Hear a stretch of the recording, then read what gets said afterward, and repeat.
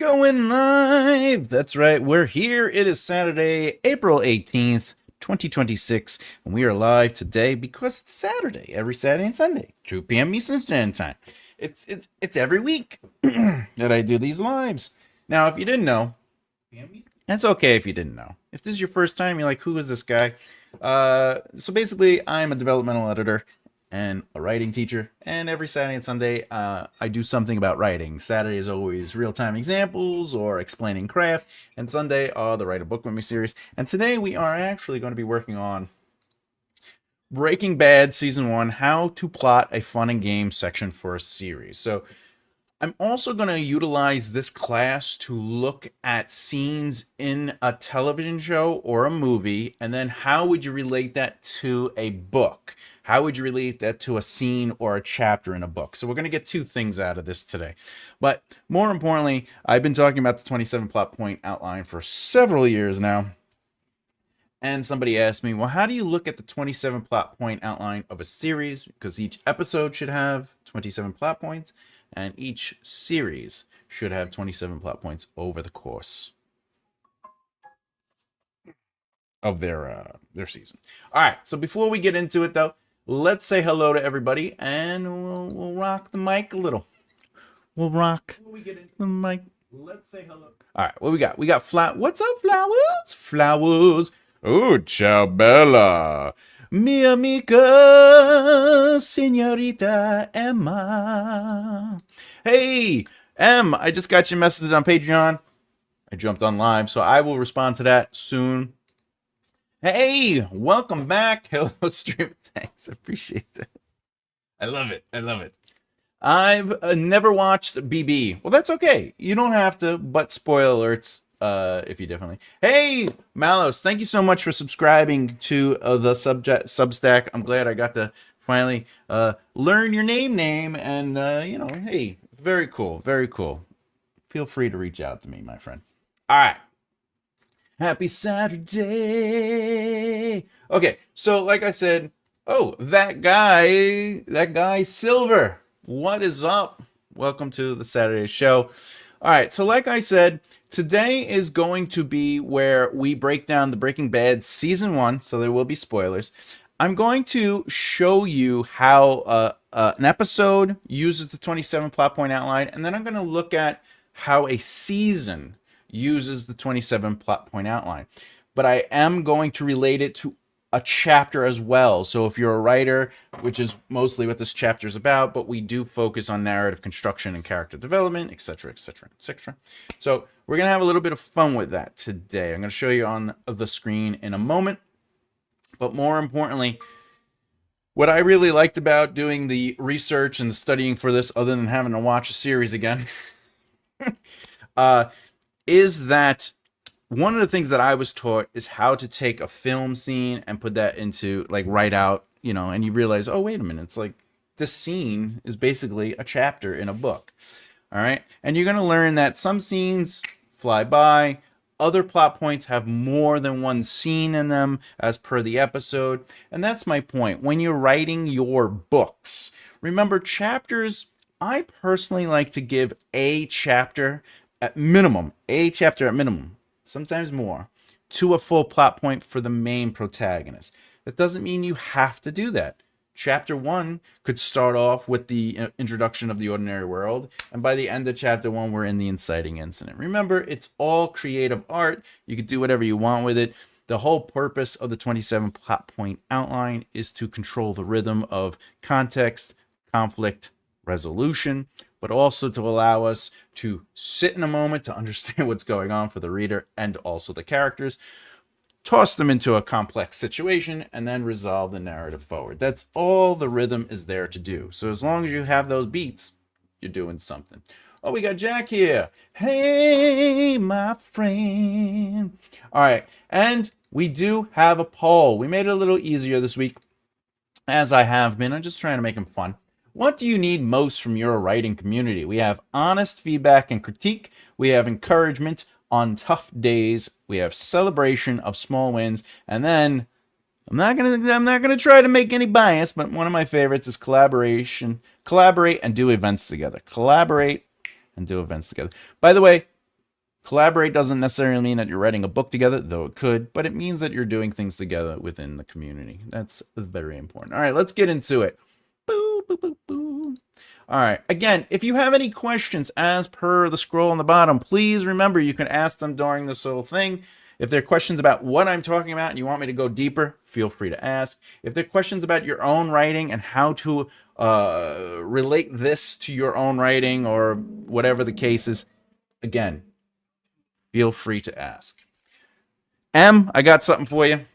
Wait, let's get it going. All right. Oh, there you go. Another can opening event. All right. Let's talk about the magic.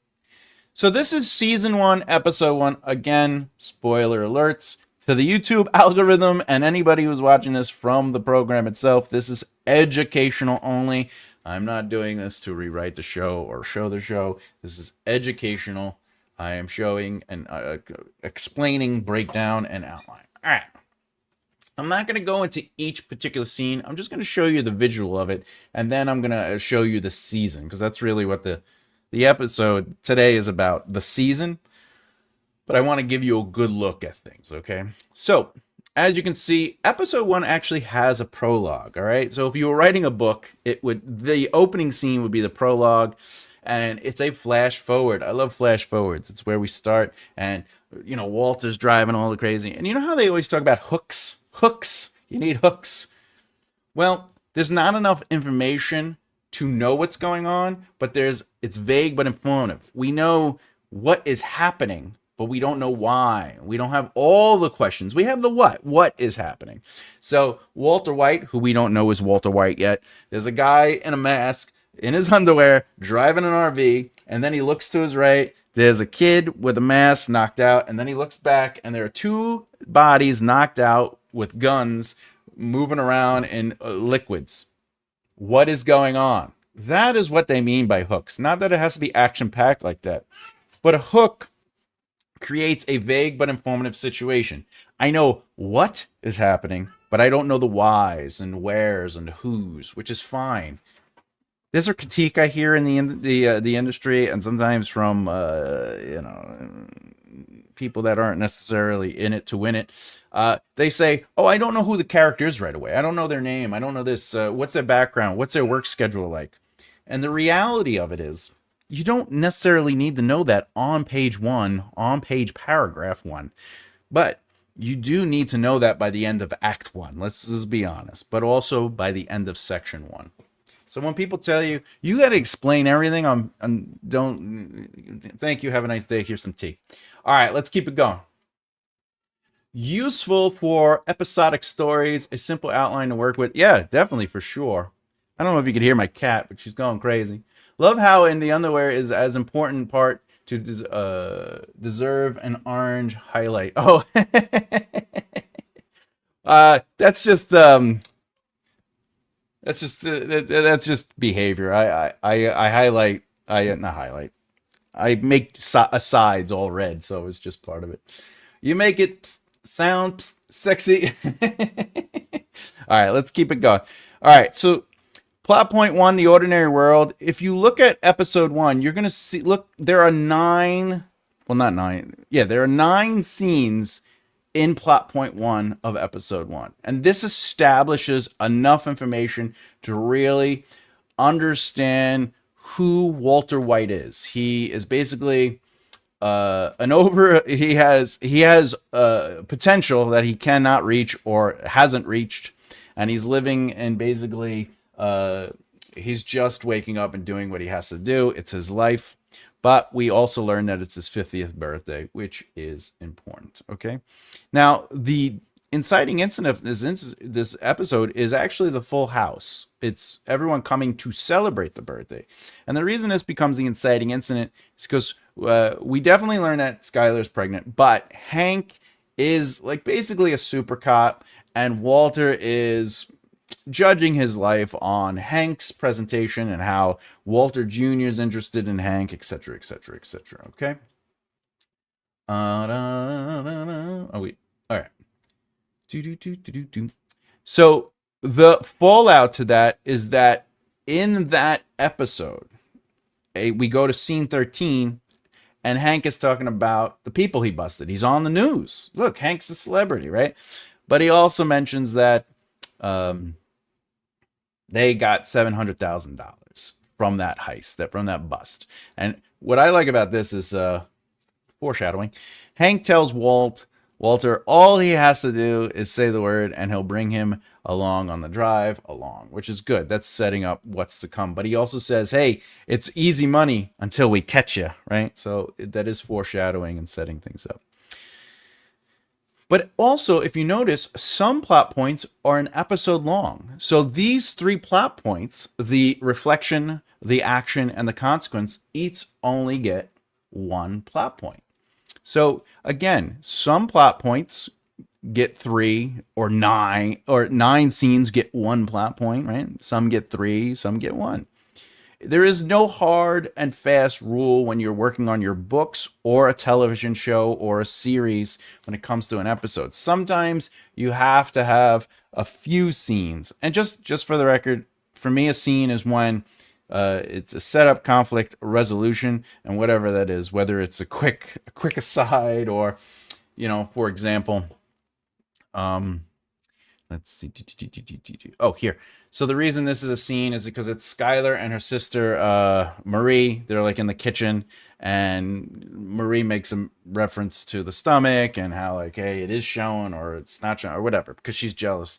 And then it cuts to another moment, which is in the living room. So that's why they become scenes. Okay. So just in a book, by the way, that would have been a written scene. This might all be a chapter, right? So the opening of the chapter would be Walter White coming home to a full house and everyone's there. Hey, and that might be 300 words because you're describing Walt getting to the door, opening the door, everybody's there, and they're like, "Happy birthday!" And he's, he's having an emotional response to that. That's a quick opening scene. Then you do a hard chapter break, and now we jump to the kitchen and maybe another 200, 300 words, or even 400 words, because you might describe like Skylar is rubbing her belly and her sister's there, ignoring her with her back to her, and we're in Skylar's POV, etc., etc. And then you have those 3 or 4 lines of dialogue, and then you get to the chunk of the chapter, which would be the scene 12, and that would be what ends the chapter. Is we get to play in that moment. You get to see Walt Jr. and stuff like that. This is why I like watching television and film, because you can look at a scene that's on the screen and it might be like 2 or 3 minutes, but that scene might end up being a full chapter, or it might be a couple of scenes to make up a chapter. But you can study quick movement with these films and these television and then relate that to a book and say, oh, all right, because I'm going deeper. I'm using immersion. I have internal, because in film you don't always have somebody's thoughts or processing. All right. Again, if you have questions about what I'm talking about, please. All right. So again, plot point 4, 5, and 6 all have 1 scene each. We don't really have to. Real quick. This is. I won't read them. So Walter White is basically he's in his head thinking about everything that Hank talked about, and it's a very drab life. Walter White is at work. Action. He actually goes to work on his day off because he was asked to, and he's basically not doing what he wants to. And the action leads to him overexerting himself, which causes him to faint, which then the consequences, he's brought to the hospital. Now, you might be saying, but Thomas, isn't Walter getting diagnosed with cancer the inciting incident of the episode? And it's really not. One, because look how deep in. We get all the way to the end of Act 1, which is, hey, you have cancer. All right? So the inciting incident should come a lot closer, a lot sooner than that. However, I will say this much. The cancer does most likely have something to do with the inciting incident of the series, but we'll talk about that. All right, so this is the pressure to pinch. So Walter gets tested. That's pressure. It's 1 quick scene. This is what I'm saying. Like, even though in a book, this scene might be written out where we slow it down and it's maybe 500 or 600 words where we are with Walter going into the machine and Walter is experiencing the hum and maybe he's thinking about things like, what is, what is it I'm dealing with? Right. But in a show, you get the physicality of it and it's like literally a quick shot, but it still counts as a plot point because it is moving the narrative forward. The twist, this is both a twist and a pinch. You have cancer, and it's bad. And Walter's disassociating. That's why he's noticing the mustard on the guy's sleeves and stuff like that. All right. And then finally, what pushes him forward? Walter's home, and Skylar asks him about a MasterCard, and Skylar nags him about a charge, and then about his day. So it's fine, he says. But he's dealing with, my life has changed completely, and now I'm going into the second act with this new life. All right? Very important to understand that. All right, so then Act 2 sets up the new world. As you can see, each plot point is just a scene. There's a lot of scenes in this episode, too. Plot point 12 is three scenes. Very good, very good. And then we got the build-up. So what is the midpoint conflict? The midpoint conflict of this, the truth of the lie is revealed, and we get to the reversal, is that Jesse is approached by Walter White, and Walter White says, we should make the drugs together.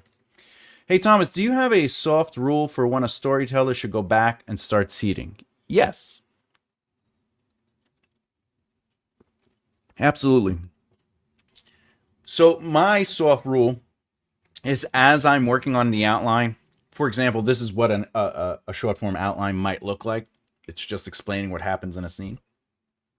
If I got to a point where I said Walter White wants to check into let's see. Let's say I get to the point where Jesse Pinkman is introduced. The soft rule is, who is Jesse Pinkman, and should I mention him or bring him in to the episode earlier? If the answer is yes, then I'll go back and I'll sort of filter him into the soft form outline. The other thing is Walter White is supposed to be really good at chemistry. So if I'm working on the outline and we get to the point where he's like, it's all chemistry, because you know that scene where he's like talking to Jesse, he goes, where it's not an art form, it's just simple chemistry, and then he makes like pure crystal. In that moment, I should say, wait a minute, I have to set this up in the ordinary world.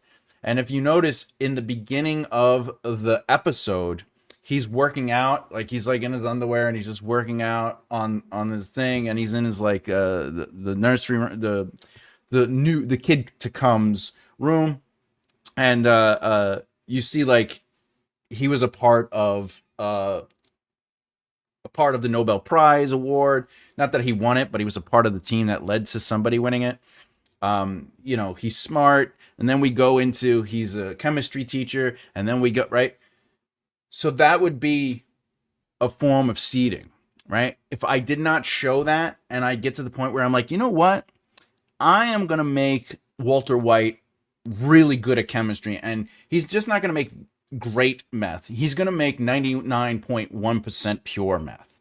Now I know I have to go back and seed the reality of that without telling or, going into it too much. So that's the soft rules. As I'm writing and a nugget comes up, so whether it's a short form outline, extended outline, or the zero drafts, or even if I'm deep into like a third draft, just something that I need for the narrative to make sense, I take note of that and I make a note and I go back later. I hope that answered your question.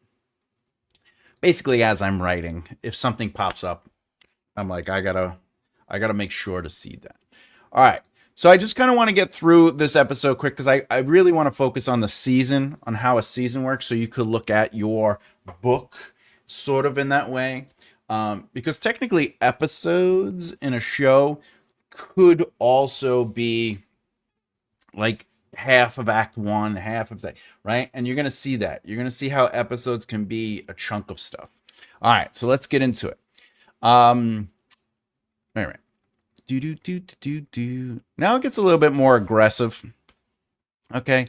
So finding a solution. Remember, the second half of every narrative is all about finding a solution. The first half, up to the midpoint conflict, is all learning, thinking, exploring, and experiencing. The second half of all narratives, whether it's a romance, a mystery, action, doesn't matter, is all about finding a solution and solving the problem created by the midpoint conflict. All right. So the midpoint conflict was we should cook meth together, and Jesse's like, you crazy, and he's like, no, let's do it. So now, to find a solution, we have to get supplies, we have to get an RV, we have to have a place to cook, right? So all this is setting up the solution. So that's what this plot point 16 is. The consequences: what do we do, how do we do it? They come up with a plan. The next thing is they take action, or the conflict. Walter White only has $7,500. Only has $7,500. And Jesse's like, well, the RV that I was going to get was going to be more. And Walter's like, you're a businessman, figure it out. The other thing that happens is Walter actually is tested. His new behavior, his new limitations, his new lease on life is tested when his son is teased, and he goes around and he does what he does. Now we have the dedication, which is they go to the desert and they have their first cook, and Walter White coughs, which is more seeding of his cancer, okay, and takes his pants off and does all the thing, and they go, let's do it. So this is before the cook actually happens. So this scene is the dedication to the cook. They are in the desert, they have the RV, Walter is getting undressed so he doesn't keep smell on his clothes, and they are ready to go in. It is a dedication. Now, how does this help with your narrative for a novel? Remember, you don't need much. You don't. It's a beat. Dedication doesn't have to be 6,000 words long. You know what I'm saying? It doesn't have to be a huge chapter. It could be a moment. It could be literally, this would probably be, we could probably get away with 500 words with this. Two pages, one might say, right? If you're writing a book. Because you would explain the heat of the desert, you explain, you would have Jesse's dialogue, Walter's dialogue. You'd have Jesse walk over to Walt, getting undressed, and he's like, oh, what are you doing? What are you doing? Yo, bro, bitch, right?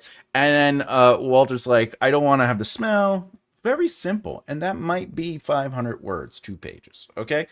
Maybe even 600 words. So my point is, you don't have to think of plot points as these long-winded moments. They can literally be a beat, like just this nice, tight, clean beat. All right. And now, just getting to the end of episode 1, Act 3 is they start to cook, because remember, you have to break. I don't know if anyone here saw the first lesson episode to the class that I'm teaching now on YouTube. I talk about having a simple narrative line, like a sentence, like for Hunger Games on the video, it was a teenager must fight in the Hunger Games. And then you take that and break it up into 3 acts. Before the Hunger Games, and they win or lose the Hunger Games. Let's use that same logic for this episode. You could do it for a chapter too, but let's use it for this episode. Act 1 is before I want to cook. Act 2 is I want to cook meth. Act 3 is I do or do not cook meth. In this case, Act 3 is they do indeed cook meth. Is it a success? It is a success. But Act 3 takes the we cooked. The plot twist is it's pure glass. It's like 99.1% pure meth. Service announcement: do not try meth unless it's 99.1%. No, I'm just kidding. Please do not do meth. It's called a joke. All right. Anyway, so the darkest moment is actually when Jesse goes to Chris's house. Chris is Crazy 8. I don't know. Oh wait, is it? No. That's not his name. Goes to Crazy 8. Crazy 8's name. Crazy 8's name is not Chris. I think it's I have it somewhere else. Anyway, brings a sample. I don't know why I was thinking Chris.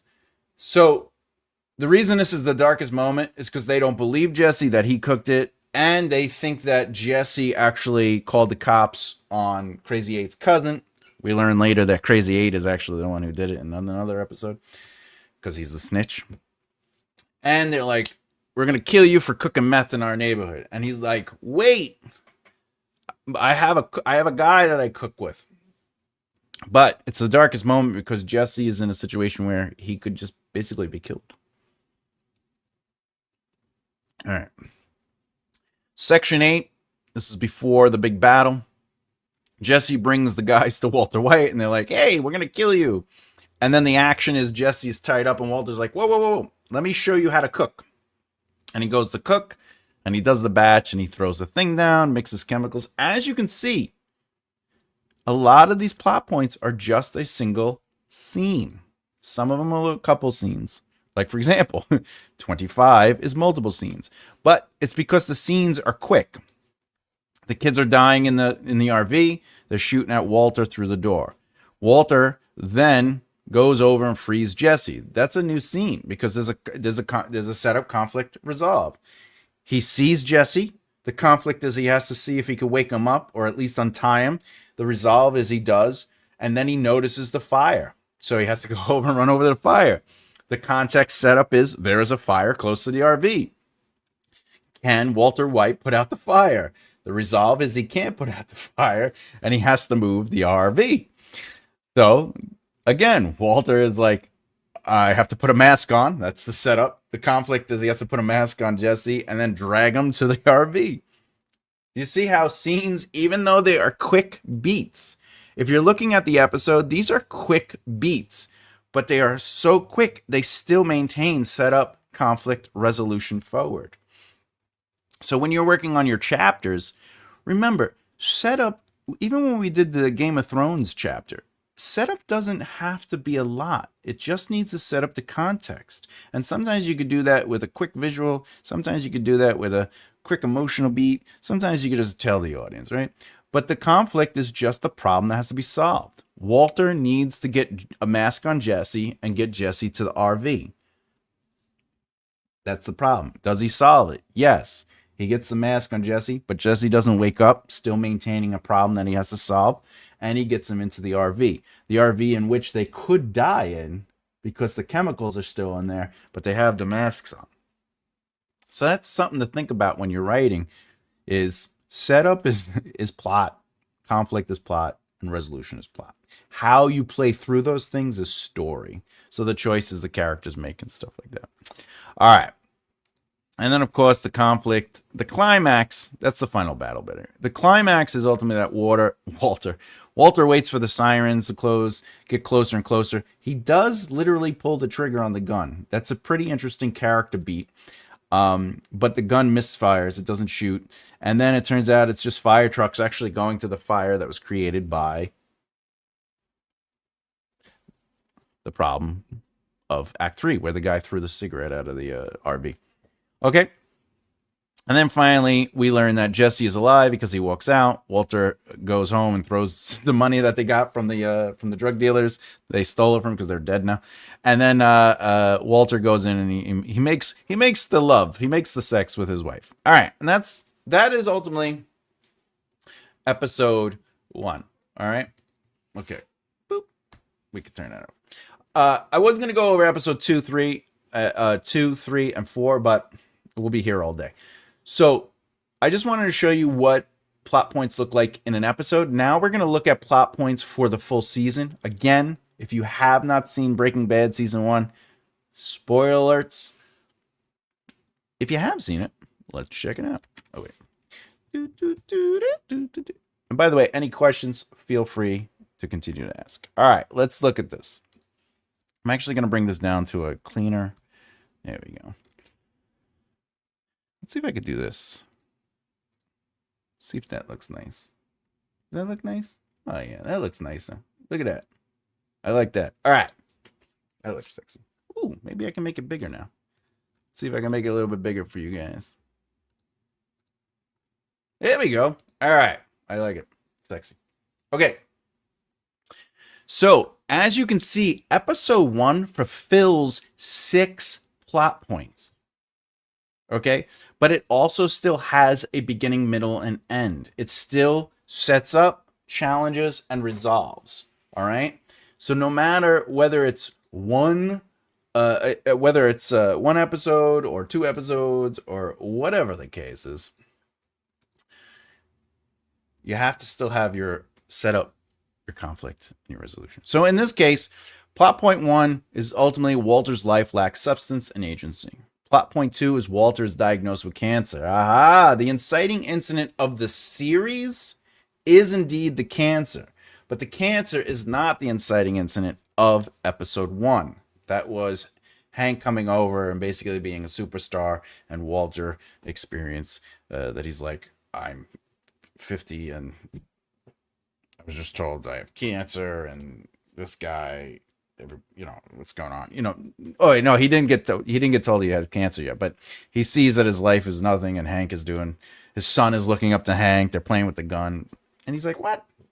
But in the series, the cancer is an important element of the inciting incident, which leads to the fallout, which is Walter decides to cook meth for a living because he's like, look, I'm going to die. I want to have some money for my family. That's his original motivation, is I want to have money for my family. All right. That's the conflict, though. He decides he wants to cook meth, and Walter finally feels alive and awakened. This now becomes the truth of the lie that's revealed. Before, he thought he had something and he was living, and he realized he wasn't, and he's broke, and he wants to do something about it, which creates the reversal, and it brings us into plot point 5, which is to take action.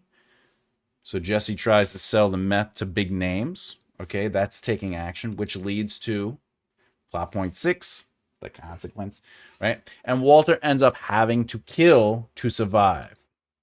At this point, we, the viewer, believe that Walter did indeed kill. He killed the man. All right. So, please, if you have questions, ask the questions. I'm happy to explain things, go a little deeper if you need me to. I'm just going to kind of move through the explanation, but if you want me to go deeper and explain the connections of things, I'm happy to. All right. Episode 2, as you can see, is only 3 plot points. All right. 7 is pressure, 8 is the plot twist, and 9 pushes you into what we would call Act 2 of the season. So it takes 2 episodes to fulfill Act 1's requirement of setup and context. Okay. In this case, Walter and Jesse need to dispose of a body. That's set up for the episode. The conflict is Crazy 8 is still alive, and he escapes until Walt finds him. The resolution is Walter can't kill Crazy 8. Jesse dissolves. Emilio is the cousin's name. Ceiling is destroyed. Okay, creating a new problem for the next episode. But as you can see, episodes still have that beginning, middle, and end. All right. So whether the episode has 3 plot points or 6 plot points or even 7 plot points, you'll see later there's like an odd arrangement. There's 5 plot points. All right. You still have to have a sense of a beginning, middle, and end within that episode. All right, episode 3.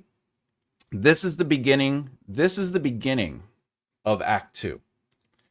So that's a new world. It's fun and games, which is the reason we're doing this episode.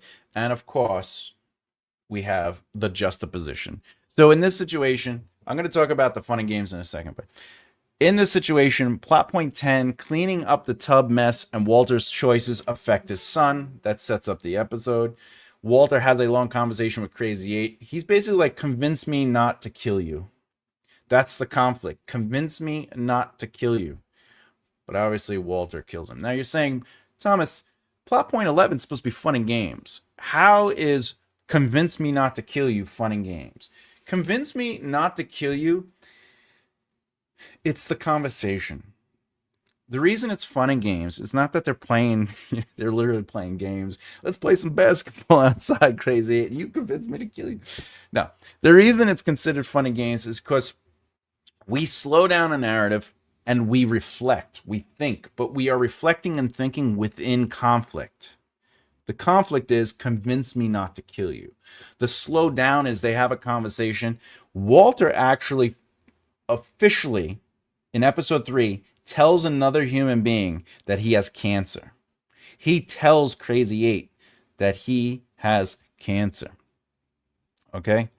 Uh, Now, this is important because it's also, he realizes he has to tell his wife. And at the end of the episode, he tells his wife. Spoiler. But we are learning. Fun and Games is always about learning more about the character and the world and the plot. We want all three of those. So in this situation, the plot is convince me not to kill you or not. Character development, we're actually learning a lot about Crazy 8. We learned that his father owns a furniture store. We learned that he used to work at his furniture store. We learned that Crazy 8 had a bad relationship with his father and told his father, F you. He left and he became Crazy 8. He became, he started selling drugs. Okay? But we also learn about Walter. We learn about how, he bought the crib from the crazy. They have a connection. Walter has cancer, we learn. Walter talks about life in general. We are really sitting in a development of those characters. Now, as far as world building goes, they're connected. We're learning it's a small town and everybody knows somebody that knows somebody, right? We even later on, the viewer learns that Crazy 8 was a snitch and knows Hank directly. Hank is his handler.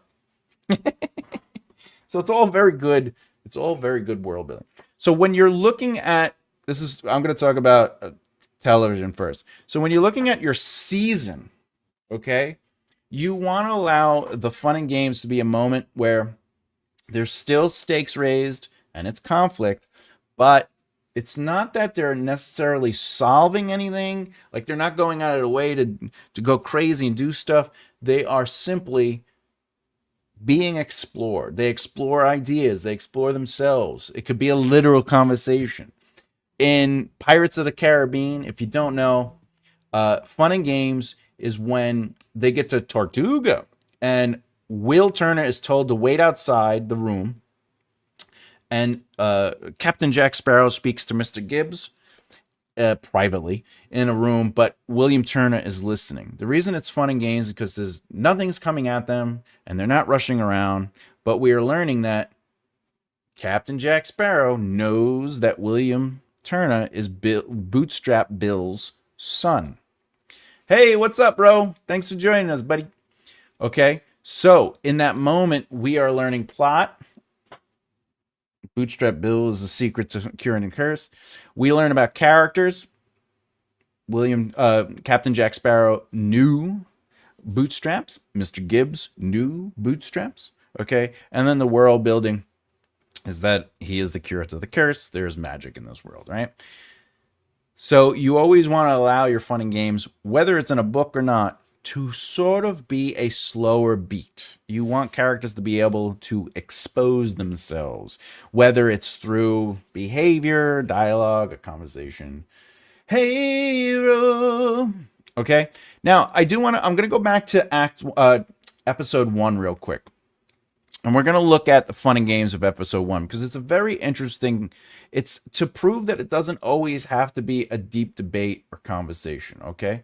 So, in episode 1, scene 21, Walter White is by the dirty pool, because it's not fixed or clean, lighting matches and sitting in the dark. He calls Hank and says he wants to take the ride along. And the reason is because Walter White knows that he has cancer. He knows that he's dying. He just quit his job.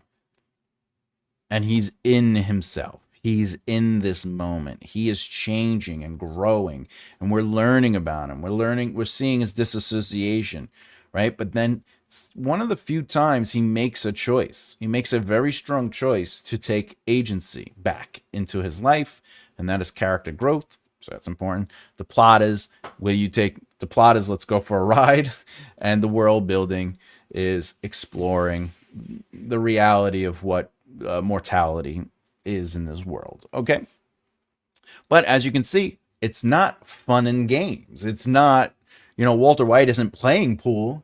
He's next to a pool that's not kept. He's in the backyard by himself at night. He's lighting matches. So your fun and games does not necessarily have to be happy. It doesn't necessarily have to be people having fun.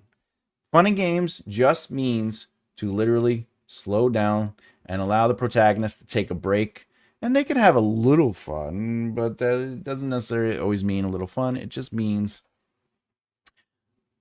they're not being forced to move. They're not being forced to have to run around. They get to sit for a second. All right, let's go back to the season and we'll finish the season. All right, so where are we? All right, now we get to the midpoint conflict of the season. Okay, so episode 4 is plot point 13, which is the build up to the midpoint. 14 is the midpoint, and 15 is the consequences or the fallout of the midpoint. All right, or I should say the reversal. In this case, Walter tells his family about his cancer, and Hank finds new meth. That's important. He finds a 99.1% meth. Walter learns his cancer is really bad and will be expensive. Why is that important? Because remember, the truth of the lie will be revealed, and we go into the reversal. So up until this point, Walter was like, I don't know if you've ever seen it, but there's a point where Walter's like, I would rather just fade away. I don't want my wife to see me falling apart. This is the only thing I have control over. But he learns that he has less time than he thought he did from episode 1. He has less time, and it's going to be really expensive. And he knows he's going to die, but he doesn't want to die and leave his family with nothing and bills and all this other stuff. So that is the catalyst that makes him go, you know what? Earlier I told Jesse to just get out of my life, but I don't know if we should do it, but it's in there now. It's in my head because him and Jesse aren't friends right now. They're still enemies. But Jesse comes back at the end of the episode, and it's the resolution forward. Jesse asks Walter to cook again. Walter does say no here. Okay, we're challenging him for the easy out. But then Jesse gives him $4,000 and says, "This is your cut of the meth we made," which in turn fuels the midpoint conflict, which is it's going to be an expensive journey, and I just got $4,000. Which then, by the way, it's only 7 episodes, right? Then takes us to episode 5, which is we're going to have the consequence, the trials, and the dedication. In this situation, okay, the consequence of the midpoint conflict. Plot point 16 is the consequence of the midpoint conflict. So again, it's going to be expensive. So Skylar reaches out to Walter's old partners, his wealthy colleagues, and they offer to pay, and Walter's pride is basically like, no, I got this. But this is a direct response. So remember, when you're writing your book, you want the plot point 16 to be a direct consequence, putting the character in a situation that is directly responsible because of the midpoint conflict's problem. That's different than the immediate response to it. Keep that in mind. All right. Walter doesn't want treatment, and Jesse can't cook good meth. So this is an interesting part because this is a trials and tests. Separate, they can't do the thing they need to do to make money or good meth. Together, they could. But more importantly, Walter's at a point where he's like, I don't know if I even, let me just go. Let me just call it a day. I don't want my wife to see me, turning pale and frail. And I still want to be able to, quote unquote, he says, make love to his wife. And he still want all these things. And Jesse's like, I don't need Walter. I could do this myself. And he's failing. So look at plot point 17 as a struggle. Look at it as something that they are fighting against the midpoint conflict. Okay. With this, they don't have to have arrogance, but they are fighting against the midpoint conflict in a way that is pushing so hard back on them. They realize there needs to be a real solution to this. There's something better than this. There's another way, right? There's always another way. Okay, which brings us to plot point 18, which is dedication. Okay, do you see how they all line up? Walter agrees to treatment, and he decides to return to cooking meth with Jesse to pay for it all. It all lines up. And then we got the last 2 episodes. As I said, there was 5 episodes. It still has a midpoint conflict. The episode still has a setup, a conflict, and a resolution. The first 2 plot points, which is basically calm before the storm, and then it's the plot twist or pinch, and then 21 is the darkest moment. So if you watch this episode, Jesse and Walter cook meth in the desert.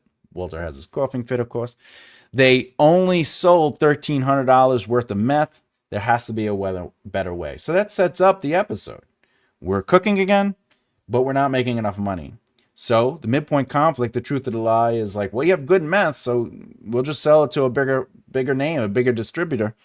And they learn, wait a minute, this isn't good, because Jesse gets beat up by Tuco, tight, Salamanca, and gets beat up really bad and is put into the hospital. So we are now going to go into the power within, and then, of course, the action to rally. And these are 2 very specific moments that happen in the episode. Walter accepts his cancer by shaving his head, and he chooses to become Heisenberg. And then the episode ends with Walter, one of the best, I love this scene.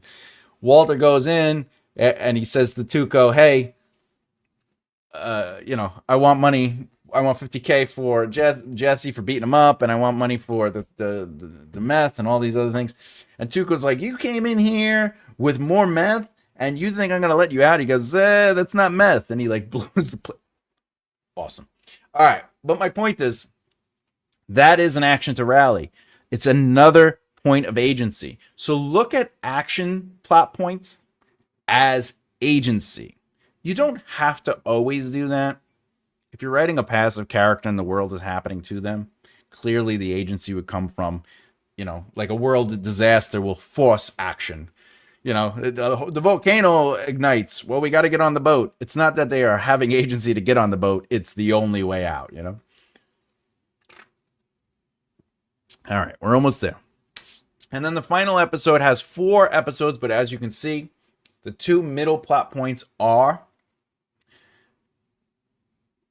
the midpoint conflict, and interesting enough, plot point 25 is the final battle, and plot point 26 is the climax. So we have to set it up. Convergence. Everything comes together. Walter gives Jesse $50K, and that they have to make 2 pounds of meth. That sets up the episode. Walter says, you've earned it. You got beat up, so here's your money. And that really solidifies the relationship. And now Walter and Jesse need to find a way to make more meth without sinus pills, because Jesse's like, we can't make 2 pounds of meth. It's a lot of sinus pills. And Walter's like, I think we can find a solution. Truth of the lie is revealed. There's a problem created by the midpoint conflict. Walter and Hank's paths converge after Walter and Jesse steal methylene, all right, which creates the blue meth. All right, and then finally we resolve the season by Walter and Jess hand Tuco blue meth, and it's great, locking them into that life. All right, hey, we flew through that. That was very good. All right, so some of the things you want to pay attention to is when you're working on a season, okay? An episode doesn't have to be a full plot point. You're allowed to put more than 1 plot point into an episode. I would just recommend, if you have 7 episodes, split it up so that they all fit. Not exactly like we did here. This just worked out that way. If you look at each season, it's going to be different. I think Breaking Bad episode, I think other seasons are a lot longer. Yeah. So the other seasons are 13, and then season 5 is actually 16, but it was broken up into 2 parts. So the first 8 episodes of season 5 actually has its own 27 plot point arc, and then the next 8 episodes, because they split it. They did like here's the first 8. And, all right. So let's think about this in the sense of writing a book. Okay. Let's write a book. When you're writing a book, this could be a chapter, right? Oh wait, let's go to the beginning. All right. These would feel like chapters. So ultimately, could we turn Breaking Bad season 1 into a full book of 27 chapters? And I think the answer is yes. I think we could absolutely take Walter's life lacks substance and agency. What does that look like? Well, that means that the first chapter might just be about seeing Walt and his life and sort of like shrinking it down. Now, if we go into the depth of each episode, now we have to look at it as like, well, maybe episode 1 would technically be 6 chapters long. And look at that. It is 6 chapters long. Right? Because if we go to it, let's go back upstairs. This would be a prologue. But all of this, do we have to do all of this in a book? We can. You can choose to create these. But then you have to remember which ones is a chapter, which one isn't. So 3 weeks there, Walter is awake in bed with his wife. Walter gets up and exercises. Walter's 50th birthday thing. So this would be a chapter because these all connect narratively and emotionally. All right. Walter arrives at school, dropping off his son. He's a chemistry teacher. He's eating lunch. This would be chapter 2. And then Walter is at the car wash. He hates his boss. Walter cleans a car. And Walter drives home. This would be the 3rd chapter. So we could get these 3 scenes into 3. These 9 scenes could technically be 3 chapters. Right? So when you're looking at your book, if you're working on your short form outline, and then this is technically an extended outline. If anyone doesn't know what that is, I do teach that, and I talk about it on the channel. A short form outline is this. It's just a line that represents what happens in that plot point. Very simple, very clean, very quick, okay? But an extended outline takes a plot point and breaks it down into potential scenes and chapters. That's all an extended outline does. It just takes that single line concept and goes, let's play with it. Hey, Angel Faye. All right. If we were going to continue, let's see. Walter comes home from Full House. Skylar's this would be a chapter. So we're at 4 chapters now for episode 1. I think it's a big time. Actually, I probably add this. All right, so that's 4 chapters, and then this technically could be a 5th short chapter. This would be a chat.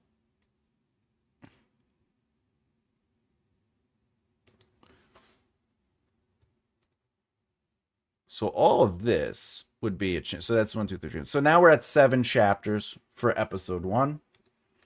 Okay, and then so you could see it builds up. Now this is the interesting part. I feel that if these were turned into single chapters, not single chapters, but if these scenes were turned into chapters, they wouldn't be super long chapters always. Some of them would be, but some of them wouldn't. I saw your last video with the plot extended. I like the word you said there, though. It was a wrong one. I like the word you said there, though it was a wrong one. Can you expand on that, Angel Faye? I'm sorry. Sometimes, because I know the video is what I'm doing and the video that you're seeing is slower. So like I lose context sometimes. All right. Thank you. Okay. Anyway. All right. There you go. I think that was pretty good. I think we went over it. We got a lot of the information out. But ultimately, when it comes down to your book, you can look at your chapters or plot points in what needs to be established. So, in plot point 2, we know that Walter needs to establish that his cancer, all that stuff. So you want to learn how to break these things down into longer beats and potential chapters, right? However, looking at Breaking Bad, you could just turn it into whatever you want as a writer, right? Just like with your own books. Think about the beat as in a quick sentence, because the quick sentences help you with everything. I'm going to be honest with you. It helps you set up the foundation for what to expand on. So It's important to think about that. All right. Any questions? Anyone have any questions about what we just went over? Do you want me to go deeper into something? Is something not clicking? There's no judgment here, so feel free to ask those things. I will go into the poll in a little bit for anyone who's watching. Remember, there is a poll. What do you need most from your writing community? We have honest feedback and critique. We have encouragement on tough days. We have celebration of small wins, and then collaboration and do events together. Collaboration means just elevating and celebrating, working with one another. Doesn't necessarily mean writing a book together, though it could. It's all the fun stuff. All right. What do we got? Oh, yes. Can you start over? I messed it. What's up, SB? The easiest start over is just rewind it to the beginning, SB. We got a couple hours before our meeting. Would you watch a Skinny Pete and Badger miniseries? Maybe a little more goofy. I would. Why not? Skinny Pete. Did you know Skinny Pete is it Skinny Pete? Yeah, I think Skinny Pete's the guy that looks. Yeah, Skinny Pete. He's a virtuoso. He actually knows how to play the piano really good, and they implemented that into one of the episodes. I think it was in season 2. Hey, this literally makes no sense. Did episode 1 and 6 feel rushed in any way because of the PPSs? No, they don't. Now, remember, episode 1 is an hour long, right? And you would think that the scenes kind of like fly by, but they don't necessarily do so. If you watch, what I would recommend is watching the Breaking Bad episode 1 and or 6, and then looking at the movement of that episode and watching the plot beats play out in the scenes. All right. Some scenes work quick. Yeah, they fly by. Like if we go back to, you're saying episode 1 flew by. Like these 9 scenes. Let's see. This is like, I don't know, maybe like a minute and a half, and you think it, but it's setting up, it's doing work because we're seeing a lot of information visually. But if it was a book, we'd actually be sitting in the internal. We'd be sitting in the experience and choices of the character, the emotional ones. So if Walter White is awake in bed beside his wife, visually, we just need to see Walter White awake in his bed and he looks to the clock and it's 5:02. That's enough information. But if you're writing a book, now you can kind of sit in that. You could talk, what is Walter White thinking about? What is he experiencing? How is he, what is he feeling? What does 5:02 even mean to him? That's the advantage of a book. Where it comes to a visual medium like television or film, yeah, it's going to feel rushed in the sense that that's a minute. Walter White is exercising. I think that scene was maybe another minute and a half. And like it scans through like the wall stuff. And then this scene is actually longer. So this is when he's sitting at the table and he's eating breakfast with his family. And, Walter's like, what is this? And Skyler's like, oh, it's whatever. Baked bacon, veggie bacon. And then Walter Jr. comes out and, we learn a little bit about him. And then he's like, the water heater's broke. And like, why can't we just buy a new one? And, all these other things. It's a longer beat, right? But then this is a beat. He drives to school and this is maybe 2 minutes. So some moments, some scenes might be a minute or 2, but you got to remember, writing that scene as a long form narrative, there's more involved. However, if I was writing this book, I probably would get rid of the driving, right? And I would just get him into the class. I would probably just do this. Walter's teaching a class, because this scene ends with, all right, get ready. I'm going to drive you to school. Like, you know what I'm saying? Like, we don't need this particular scene in a book, but in the movie, in the television show, it's quick. Okay. It's hard to find as the video is almost 50 minutes. All right, no problem, Angel Faye. But that's the thing, when you're writing a book, some things you take out, like this eating lunch alone. I'd probably remove that scene because it's really quick. It's just a shot of him eating alone in class, and maybe it's not necessarily needed. But if you're writing a full chapter, right? Because it's this, you get these 3 scenes in that chapter, you know, but what's the heart of it is this. So this is more important than anything because this explains the foreshadowing and the themes, and we learn that he loves chemistry and is passionate. So that's an important scene, right? So in a book, when you're writing, you have to think about what are the important scenes, and not, you don't have to worry about cut shots. You don't have to worry about those transition scenes that are just like, we're looking at, Walter gets home and then gets the mail. Well, sometimes that's just for television. You know what I'm saying? Like, we're just establishing he's getting the mail. Whereas in a book, you could just have him walk into the house with mail. You know what I'm saying? There's a lot of playroom with that. I hope that kind of helps explain that. But at the end of the day, even episode 6 is not that long. It doesn't feel rushed. It's not a quick paced thing.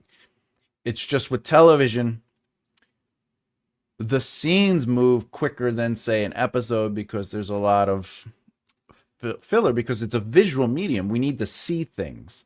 In a book, you get to kind of breathe these things out.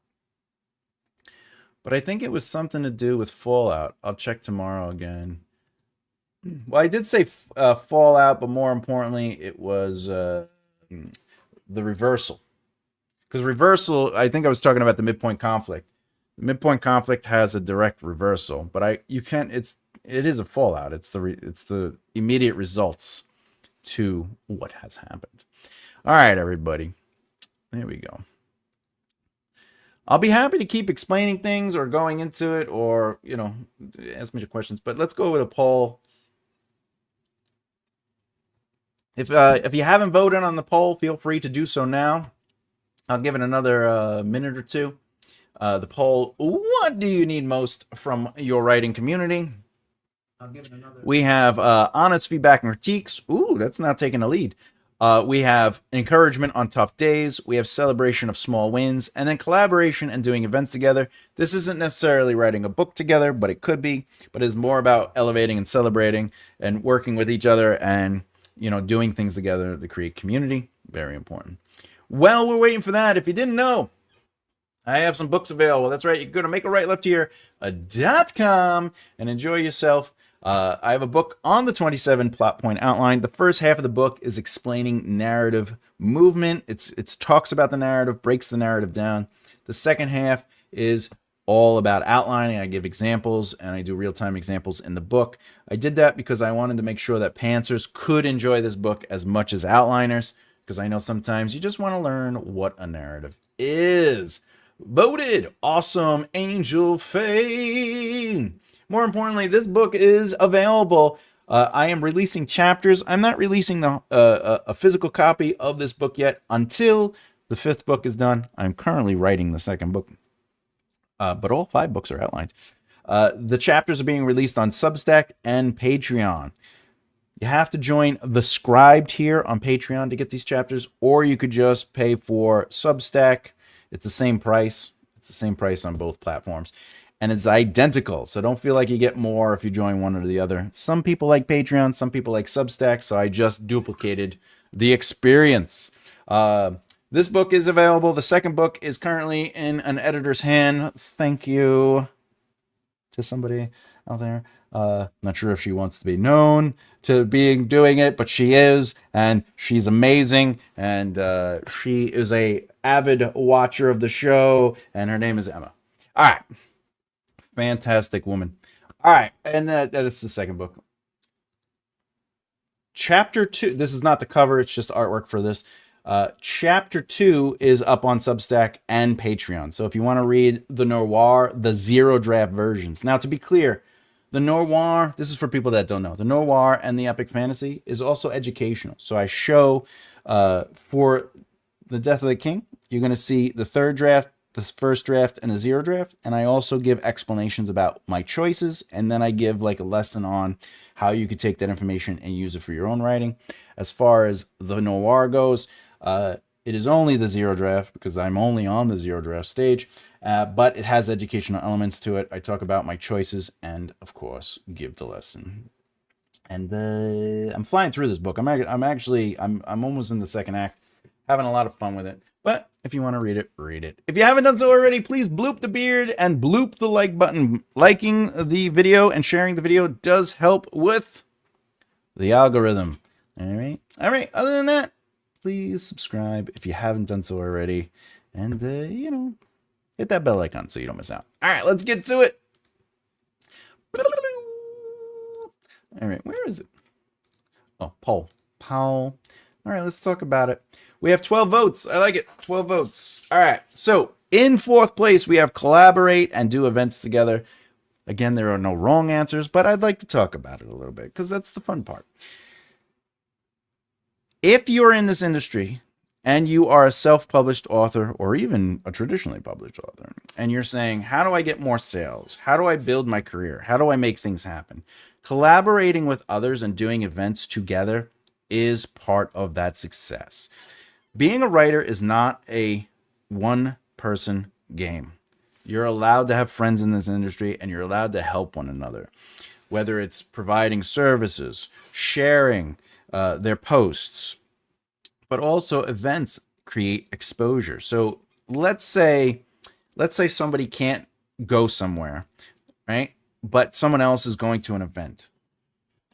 Hey, I'll give you a couple dollars for the table that you rented, and I'll send you a bunch of my books to sell at the table. Deal. Or you do live in the same state or the same area, and you go, hey, why don't we go half? Or you have three people. Why don't we go thirds and get a table? For Comic-Con in New York, when it's at the, I forget what the name of the arena is, but in New York, you could get three authors to pay for a table. And then you separate that table into thirds, and you get your badges, and you get to hang out, and you help people during Author's Alley, right? This is the point of collaboration and events and doing things together. If you are an author and you get an interview with a podcast, or here's something that I used to do in the film and television. If I got interviewed in a newspaper, I would then, at the end, I go, are you interested in interviewing anyone else that I might know within the industry? And sometimes they say yeah, and sometimes they said no. It didn't affect my interview because I already did the interview. And if they said yeah, then I would give them 3 top people that I knew were doing something at that right moment or needed a little boost. But if you don't have that kind of movement in your life and you're just dealing with podcasts and you have friends, at the end of the podcast interview, you go, hey, if you're interested in interviewing anyone else, I have a bunch of friends, colleagues that are in the industry that are authors themselves. If you want, I can introduce you to them. And then you do an introduction email. Collaboration and doing events together. That's what that means. That's how you build your brand. That's how you build your platform. That's how you expand yourself into a bigger movement and a successful career. So that's just something. I'm not saying that's the correct answer, but I'm saying that's something to think about, especially if you're trying to get your career moving a little bit more than it is, or you're not where you feel you should be. Number 3 was celebration of small wins. What I love about this is it's physical and emotional. You see somebody get published, you see someone finish their book, you see someone, start up a platform they were scared to do, like, oh, I want to do YouTube and I finally did it. Awesome. The best way to celebrate that is to share, comment, and love on their stuff. If they post something on social media about finishing something, share it and give your opinion on it. Be like, I've known this person for X amount of years or whatever, and I'm so glad they finally got to where they're going. Celebration isn't just quiet. Celebration is being there. Celebration is being loud. Celebration is putting time and effort into those around you. So I don't feel it's the same thing as collaborate, because that's a little bit more involved, but celebrating the small wins is about shout outs. It's about pushing those wins. It's about reaching out to them, texting them, emailing them, commenting on this stuff. This is awesome. Liking. It's so powerful. We got a tie. First place. Honest feedback, critiques, and encouragement on tough days.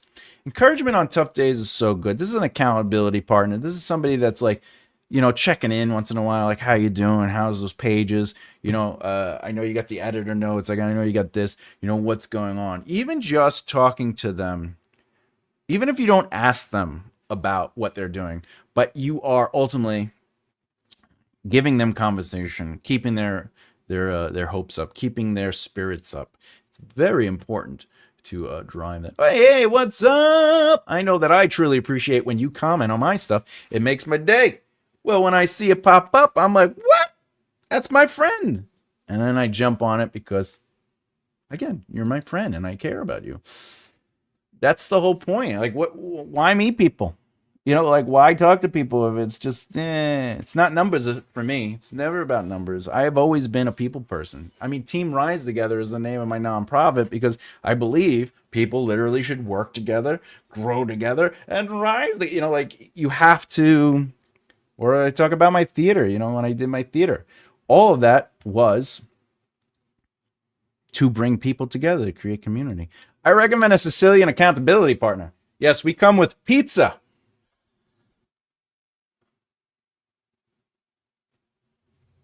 We have pizza. Hearts to you, my friend. All right. And then, of course, honest feedback and critiques.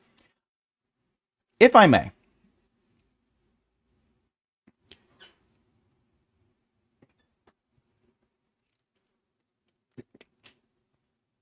I believe honest feedback and critiques is not, this is how I would have done it.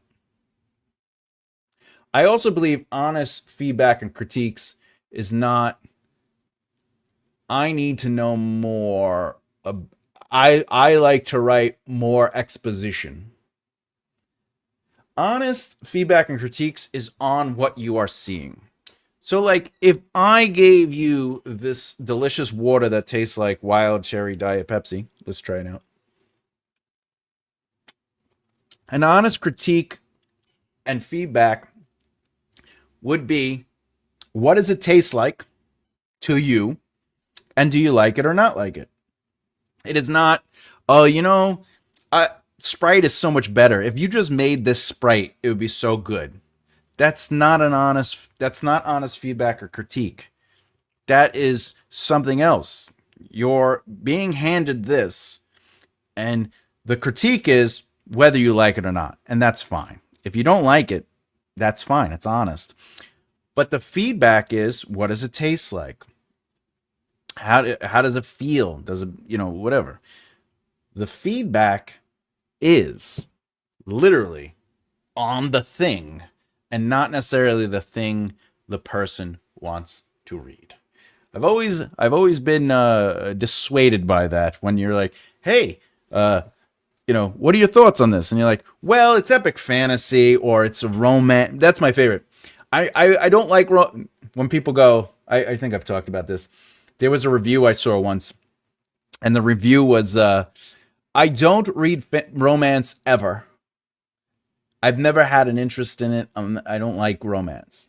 With that said, this book was terrible. There was just too much romance.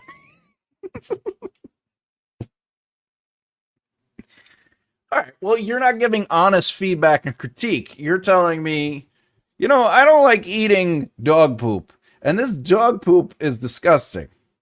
Well, of course it is. Not only do you not like it, why would you try it? My point is, let's end the poll. Excellent selections, great votes today. I'm just saying, honest feedback is on the thing you're given, not the thing you want it to be. And the critique is easily, I like or don't like, but it's not to change. Even if you're like, I don't like that there's not a lot of exposition, right? But saying you need more exposition is not really a critique. That is what you want, right? Or, I had somebody once say to me, the dialogue, why don't you just have them say the thing? And I'm like, what do you mean? Well, if somebody's mad at somebody, just have them say they're mad at them. And I'm like, didn't you go to college for writing? And they're like, yeah, but just have them say the thing. Right? Because they were like, what does this sentence mean? And I was like, oh, it means this, this, this, and this. And they're like, just have them say that. Just have them say, I don't trust you. And whenever you're around, I have to, because I'm like, that's not interesting. There's no tension. There's no subtext. That's not honest critique. That's just person's preference. I prefer X, Y, Z. You know what I'm saying? Pizza and an offer you can and an offer you can't refuse. Accurate. Truth. You gotta have a bit of romance. I think even if you're writing horror, there should be romance, right? There should be love in things, even if the love is familial, if the love is friendship, if the love, romance doesn't always have to be, you know, all right? All the romance. You need the romance. Emma, I just want to point out, you missed the lesson today. You missed the live, but I'm not judging you. I feel like it was I had fun today. I enjoyed today's breakdown of Breaking Bad. But, that's me. All right. We got. This is the live. Yeah, but you missed the first hour. The first hour. I feel I'm here. Emma, you are not here. Otherwise, I feel like I'd have blueberries right now, even though I can't eat berries. Ghost was kind of romance. I mean, Ghost was romance, wasn't it? Isn't Ghost romance? Ditto. I love you, Sam. Ditto. I liked Ghost, by the way. I don't know if that makes me anything other than I'm just saying. Well, fine. I've never seen that show. Well, Ghost is a movie. Ghost is a movie, right? Is that what you're talking about, Em? Ghost the movie with Whoopi Goldberg is in it. Oh, you're talking about Ghosts. Well, Ghosts. Or maybe you're talking about Ghost the movie. There is a show called Ghosts. My father loved that show. He used to watch it all the time. But Ghost, the movie, not the man, but the movie from, when does it come out? 1990. I was a wee lad. 1990 with Patrick Swayze. Demi Moore, Whoopi Goldberg. Tony Goldwyn is in that movie. I just want to put that out there. All right. Also, it was playing in the background. Well, that's well, I appreciate that. I appreciate you. Come on. You have me in the background because you just want to hear me singing once in a while, and that's what I do. I'm the singer. Emma, 3, 2, 1, back in the room. So we're starting a song. The relationship between Luke Skywalker, Han Solo, and Princess Leia was a romance in a way. Love was involved. Enemies to lovers in regards to Han. That is correct. I'm not too much of a fan of the sibling kissing, but they didn't know. And by them, I mean George Lucas actually didn't know. He didn't know they were going to be brother and sister at first. But yeah, it was that he did it for the love triangle. You got the goody two shoe Luke Skywalker, and then you got the ruffian. Obviously, the girl's gonna pick the ruffian. The girl always picks the bad guy. I mean the what do you call it? I mean, I've not seen Breaking Bad. Yeah, it's a show. It's a very good writing. I honestly, I don't really like the first season, but the first season has really good moments in it, like the Tuco. Once Tuco comes in, there's very fun stuff. But season 2 on is very strong. Not that part, but like the friendship and stuff. Oh yeah, well the friendship definitely is a love story. They love each other. They're platonic. In fact, even once it turns out they're actually related, it's all very good. Very good stuff. Very good stuff. They said they didn't know. Yeah, they definitely didn't know. They didn't know they were related in the original. But to be fair, Vader also was not Luke Skywalker's father when they filmed episode 4. that was worked later. Very good choice. Very good choice.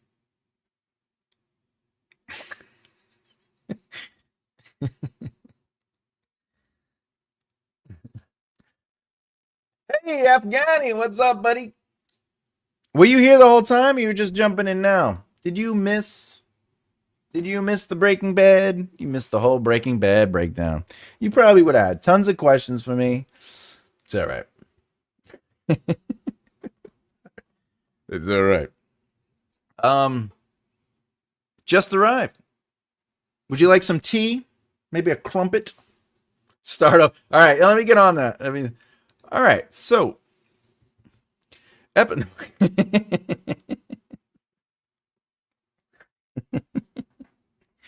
Technically, we did get two people asking me to start over, but there is a reverse button. Hey, Sue. We're getting singing lessons, actually. That's right.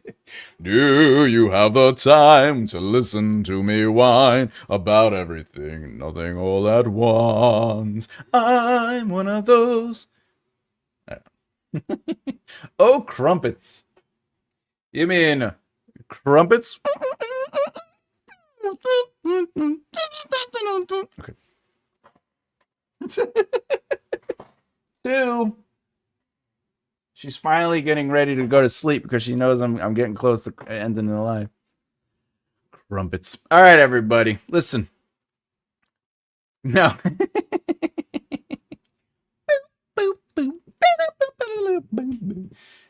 Did anyone see the new Super Mario movie, Galaxies? I didn't even know they were making a second one, I'll be honest. I'm a little upset with the movie. I didn't go see the first Mario movie because he's not Mario. He's not Italian. Two, he doesn't talk like this, you know? He's like, hey, it's me, I'm Mario. You know, like, there's nothing going on. I want that voice, or I'm not interested. That's all. Though, to be fair, Super Mario Brothers cartoon, Lou Albano was Mario in the real world, and then somebody else played Mario on the cartoon, but Lou Albano from wrestling. Good stuff. All right, everyone. I had fun today. Let's see. Should I close that down? Oh, the next lesson, by the way, the next class lesson will be up Thursday or Friday. I'm going to try to keep it on Thursdays, but I like to hone it and work it, and then I basically record it. My goal is to record it on a Wednesday or a Thursday and like make sure it's solid. But I assure you the class will evolve into prose, like how to write. It'll evolve into that, but I'm starting at the very beginning, and I'm going from, I like using the words macro, micro, but we're starting from the macro understanding of a narrative and going all the way to the micro elements of word choices and all that. We will also go over how to self-edit by the end of the class.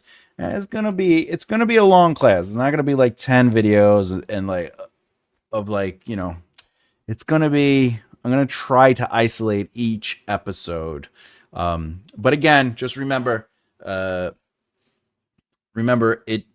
only the first couple episodes are going to be available for everybody, and then it's going to go behind the paywall so if you join the YouTube memberships or Patreon or Substack, you'll be able to see all the lessons, all of them. So if you're already on Patreon, you're fine. If you join the Substack, you'll be good. And if you're on the membership, you'll be able to see them. That's it. Is that it? That's it. All right, everybody. I think we're done for today. Do we want some Man-O-War? Do we want to look at Man-O-War? No, all right. I think that's it. Let me look. Let me go. Oh, you know what? You know what? Oh, I had to get that one. Okay. All right. What? I think I'm going to make some salmon and broccoli. What do you think? That's what I'm gonna make. I'm gonna have some din din. I'm gonna have some din din. All right, I'm getting a little hungry. Everybody out there, look, thank you so much for coming by. I'm glad I was able to do this lesson. I'm glad we got to do a little chit chats.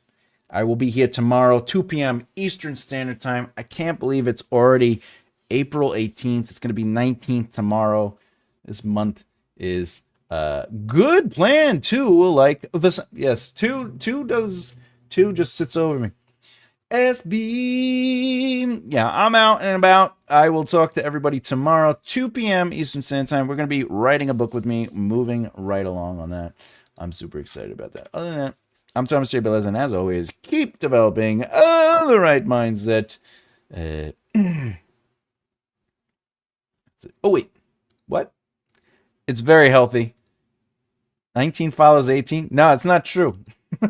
I'm out. Okay, bye, everyone.